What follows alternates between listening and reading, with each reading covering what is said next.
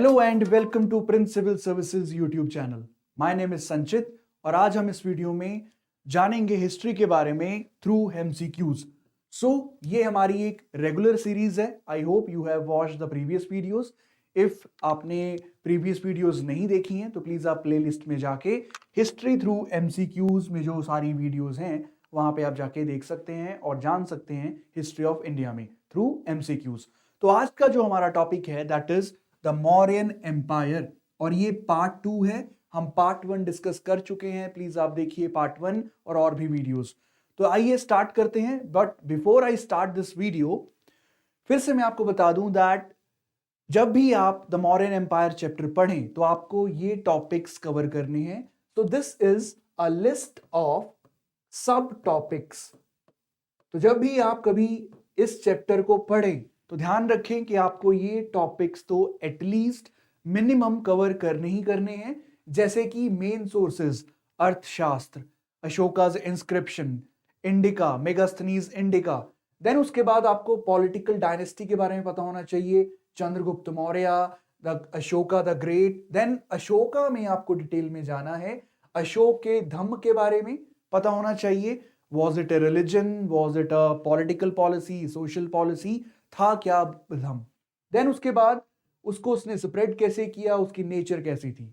Then the most important, Mauryas को जाना जाता है उनके एडमिनिस्ट्रेशन के लिए।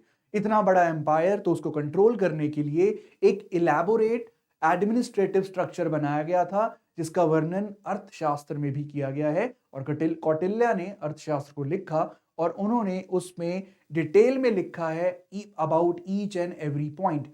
तो एडमिनिस्ट्रेशन के बारे में जानना है और स्पेशली आपको पता होना चाहिए सप्तांग थ्योरी के बारे में, 7 लिम्स ऑफ द एडमिनिस्ट्रेशन। तो सप्तांग थ्योरी के बारे में आपको पता होना चाहिए। Then after that you should know about the society, the economy and art and architecture of Mauryas. और अंत में मौर्यस का डिक्लाइन क्यों हुआ था, what was the reason for their decline. इतना बड़ा एम्पायर डिक्लाइन क्यों कर गया। So these are the minimum topics which you need to focus on जब भी आप मौर्यन एम्पायर को पढ़ें। तो चलिए स्टार्ट करते हैं आज की ये वीडियो जिसमें हम जानने की कोशिश करेंगे मौर्यन एम्पायर के बारे में through MCQs. So the question number 1, a very important question. So let me read this question. In which of the following relief sculpture inscriptions Raneo Ashok, the king Ashok, mentioned along with stone portrait of Ashok?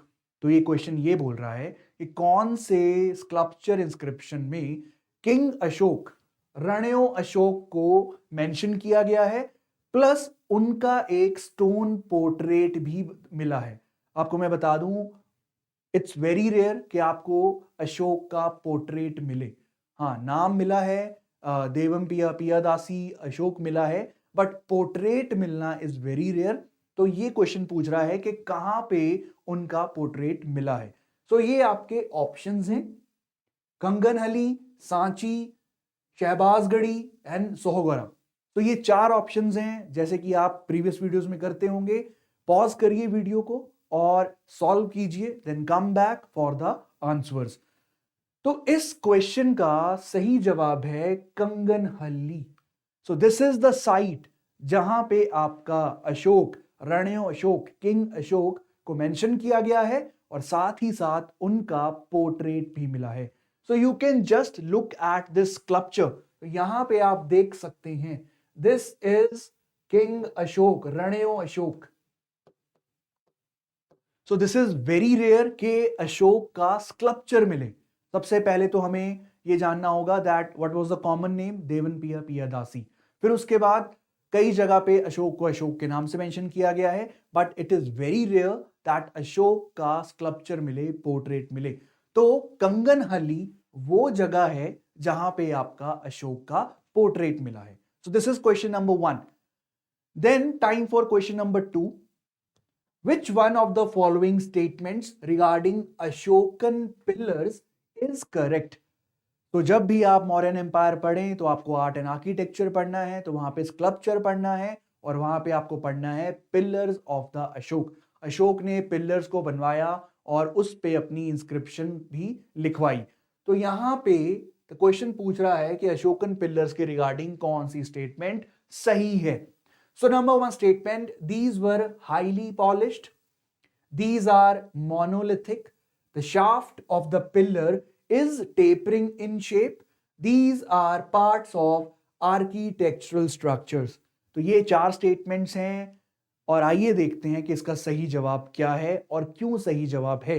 तो सबसे पहले these were highly polished, तो मैं आपको दिखा दूं, ये है अशोक का pillar. So this is one of the examples of Ashokan pillars. They are marvellous structure, ऐसे स्ट्रक्चर बहुत कम देखने को मिले हैं, not just in India but in the whole world. So this is a wonder structure. तो यहां पे you can see this is a Ashokan pillar. तो पहला क्वेश्चन, पहला स्टेटमेंट है दीज वर हाईली पॉलिश्ड। तो आपको याद करना है दैट अशोक के जो पिलर थे वो हाईली पॉलिश होते थे। तो ये स्टेटमेंट तो है राइट। यहां पे सेकेंड स्टेटमेंट है दीज आर मोनोलिथिक। तो यहां पे मैं थोड़ा क्वेश्चन ठीक कर दूं, इट इज एक्चुअली इनकरेक्ट। यहां पे आपको क्वेश्चन पूछ रहा है कि इनकरेक्ट स्टेटमेंट कौन सी है। दीज आर मोनोलिथिक, ये भी सही है। मोनोलिथिक का मतलब होता है कि एक ही स्लैब, जो स्टोन का स्लैब है, उसी से कार्व करके आपका पूरा का पूरा शाफ्ट बनाया जाता है। मोनोलिथिक का क्या मतलब है? Mono means single and lithic means stone. तो मोनोलिथिक, सिंगल स्टोन, तो एक ही स्टोन को कार्व करके पूरा का पूरा शाफ्ट बनाया जाता है। तो ये भी बिल्कुल सही है। जो अशोक के पिलर होते थे वो मोनोलिथिक होते थे। Then the shaft of the pillar is tapering in shape. तो आप देख सकते हैं कि थोड़ा सा ऊपर जाते हुए आपका जो शैफ्ट है, ये shaft main part of the pillar, ये थोड़ा सा टेपर करता है ऊपर जाते वक्त। तो ये भी सही है। नेक्स्ट इज, तो statement number 4 should be wrong. These are parts of architectural structure. ये गलत स्टेटमेंट है, क्योंकि आर्किटेक्चरल स्ट्रक्चर का मतलब ये है कि आपने कोई आर्किटेक्चर बनाया, कोई बिल्डिंग बनाई और उसके साथ फिर आपने पिलर लगाया। पर मैं आपको बताना चाहूंगा कि अशोक के जो पिलर्स थे they were free standing structures. They were free standing structures, मतलब इनके आसपास जरूरी नहीं था कि कोई बिल्डिंग बनाएंगे देन आप उसके साथ एक पिलर अटैच करेंगे। यहां पे सिंपली एक पिलर को आप फ्रीली स्टैंड करवाते थे, तो इसीलिए ये आर्किटेक्चरल स्ट्रक्चर नहीं है। ये क्या है? फ्री स्टैंडिंग स्ट्रक्चर है। तो आप इस इमेज में भी देख सकते हैं कि आसपास कोई बिल्डिंग नहीं है, ये फ्री स्टैंडिंग है। तो इस क्वेश्चन का सही जवाब है डी, यानी कि इनकरेक्ट स्टेटमेंट है these are parts of architectural structure, जो कि गलत है क्योंकि ये आर्किटेक्चरल स्ट्रक्चर का पार्ट नहीं होते थे। तो प्लीज रिमेंबर दैट अशोक के पिलर्स आपको पढ़ने हैं, और साथ ही साथ आपको मैं बता दूं कि अशोक के पिलर्स को कंपेयर करना है ईरानियन पिलर के साथ। वो फिर कभी किसी वीडियो में करेंगे, बट आज के लिए आप इतना याद रखें दैट वो हाईली पॉलिश थे, मोनोलिथिक थे, और उनका जो शैफ्ट था वो टेपर करता था, but they were not the part of architectural structure. तो ये था question number 2। Now the question number 3. With reference to Ashok's Dhamma, consider the following statements. So it was regarded as a sectarian faith. Its broad objective was to preserve the social order. It was intended to attain nirvana, which was the goal of Buddhist teaching. तो ये आपके 3 statement है और ये पूछा जा रहा है कि कौन से सही हैं, कौन से करेक्ट हैं। तो आइए देखते हैं वन बाय वन कौन सा स्टेटमेंट गलत है या कौन सा सही है। First statement, it was regarded as a sectarian faith. Sectarian का फेथ का मतलब है that it was a religion. तो मैं आपको बता दूं, अशोक का धम्म जो उन्होंने कलिंग वॉर के बाद स्टार्ट किया था, it was not a religion, it was not a sectarian faith. वो क्या था? It was a social and a political policy. तो यहां पे सेक्टेरियन फेथ या रिलीजन का कोई सवाल नहीं है। It was a social and a political policy.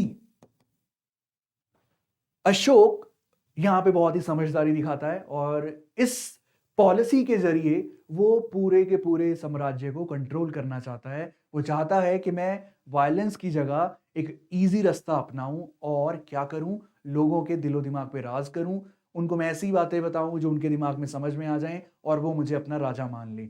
So it was not a sectarian faith, it was not a religion. क्या था ये? It was a social and a political policy. तो यहां पे आपका स्टेटमेंट नंबर 1 गलत है। अब आइए स्टेटमेंट नंबर 2 पे।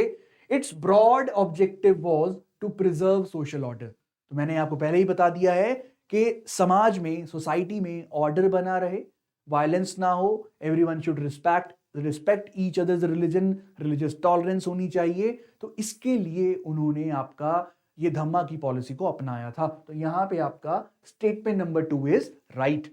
अब बात करते हैं स्टेटमेंट नंबर 3 की। It was intended to attain nirvana which was the goal of Buddhist teaching. तो मैं आपको बता दूं, कई लोग बोलते हैं कि ये बुद्धिज्म से इंस्पायर था, ये बुद्धिज्म ही था, बट ऐसा कुछ नहीं है। हाँ, बुद्धिज्म में इंस्पायर जरूर था, बट बुद्धिज्म जैसा नहीं है, क्योंकि बुद्धिज्म का गोल है निर्वाण की प्राप्ति। बट अशोक ने कभी भी अशोक के धम्मा के द्वारा निर्वाण की प्राप्ति नहीं, निर्वाण की बात नहीं करी। उन्होंने नहीं बोला कि अगर आप धम्मा को फॉलो करेंगी तो आपको निर्वाण की प्राप्ति होगी, ये उन्होंने कभी नहीं बोला। उन्होंने बोला कि अगर आप इसको, अशोक के धम्म को, मेरे धर्म को फॉलो करोगे तो आपको हेवन की प्राप्ति होगी। Please remember this. अशोक ने कभी भी प्रॉमिस नहीं किया that if you follow my dhamma, Ashoka's dhamma, that you will attain nirvana. क्या बोला उन्होंने? That if you follow this dhamma you will receive और यू विल अचीव हेवन। तो ये स्टेटमेंट भी हो गया गलत। तो यहां पे 1 and 3 आर रॉन्ग और सिर्फ सेकेंड स्टेटमेंट आपका राइट है। तो इसका आंसर है 2 only. It is a good question. मैं आपको बता दूं अशोक के धम्म के बारे में आपको उसकी नेचर, उसके एलिमेंट्स,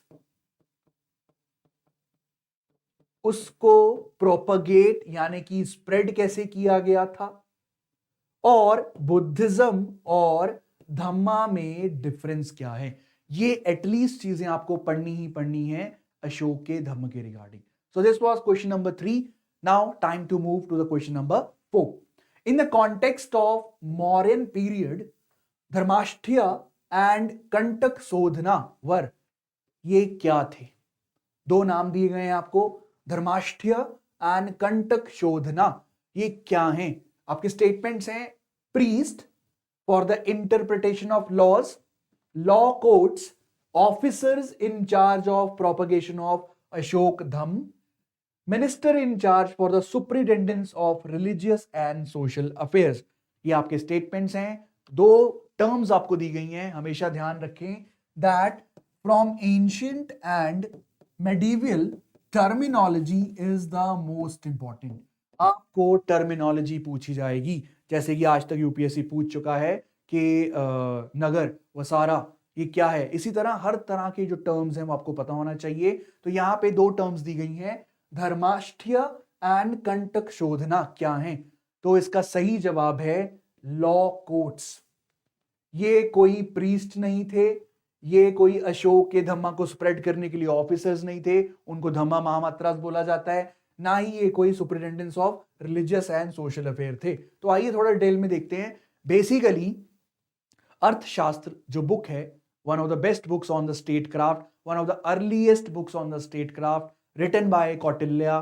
तो उसमें लिखा गया है, बताया गया है 18 तीर्थास एंड 27 अध्यक्षास। अब तीर्थास क्या है? Important functionaries of the central government, और अध्यक्ष क्या है? सुपरिटेंडेंट और डिपार्टमेंट के हेड को अध्यक्ष बोला जाता है। अब यहां पे और डिटेल में जाएंगे फिर कभी जब मैं आपको सप्तांग थ्योरी पढ़ाऊंगा, बट आप ध्यान रखिए दैट एडमिनिस्ट्रेशन बहुत इंपॉर्टेंट है और उसमें आपको सप्तांग थ्योरी के बारे में पढ़ना पड़ेगा, जिसमें अमात्यास की बात की गई है, जिसमें आपके जस्टिस की बात की गई है। तो यहां पे आते हैं एक एलिमेंट पे जिसका नाम है जस्टिस। जस्टिस बहुत इंपॉर्टेंट था आपके अर्थशास्त्र के अकॉर्डिंग। तो यहां पे जो दो टर्म्स हैं, धर्माष्टीय एंड कंटक शोधना, ये क्या है? Basically as per this question they are law courts. ये दो प्रकार के लॉ कोर्ट्स हैं। देखिए, धर्माष्ट्रीय क्या है? सिविल कोर्ट, और कंटक शोधना क्या है? Criminal court. So these are two types of courts, law courts, और इनके ऑफिसर भी इंपॉर्टेंट हैं। धर्माष्ट्रीय को जो हेड करता था उसको बोला जाता था व्यवहारिका, और जो कंटक शोधना क्रिमिनल कोर्ट को हेड करता था उसको बोला जाता है प्रदेष्ठा। सो क्या है Dharmasthiya, Kantakashodhana? These are law courts. कोई भी अगर जुर्म होता है या कोई भी फॉल एक्टिविटी होती है तो उसको कंट्रोल करने के लिए, उसका डिसीजन के लिए दो कोर्ट्स बनाए गए, फिर उनके दो ऑफिसर्स थे। तो इसी तरह आपको याद करना है सप्तांग थ्योरी के बारे में। So question number 5, Ashoka's inscription were written in which script? तो यहां पे आपके पास चार ऑप्शन है, खारोशती, अरमाइक, प्राकृत, पाली। तो अशोक के रिगार्डिंग सब कुछ बहुत इंपॉर्टेंट है, उसकी स्क्रिप्ट, उसकी पॉलिसी, उसका आर्किटेक्चर, उसके पिलर्स, उसके इंस्क्रिप्शंस। तो यहाँ पे क्वेश्चन पूछ रहा है कि जो अशोका की इंस्क्रिप्शन थी वो कौन सी स्क्रिप्ट में लिखी जाती थी। तो यहाँ पे it's a kind of easy question. Prakrit no, Pali no, because these are languages. Okay, so Kharosthi, Aramaic are your script. Yes, उसमें लिखा जाता था, बट जो सबसे ज्यादा स्क्रिप्ट यूज की जाती थी वो थी ब्राह्मी। सो खारोशती, अरमायक, ब्राह्मी। अगर ब्राह्मी इसमें होता तो फिर वो ठीक होता, लेकिन Prakrit and Pali are wrong. So the right answer is A only, that is 1 and 2। So ये कुछ क्वेश्चंस थे जो हमने मौर्यन एम्पायर के बारे में जानने की कोशिश करी एमसीक्यूज के through. So this is part 2, please watch the part 1, और this is the end of the video. So thanks for watching. Please subscribe to our channel Prince Civil Services. You can also follow us on Telegram, Instagram and Twitter. And till the next video, keep learning, and please share this video and like this video. Thank you. See you in the next video. Thank you.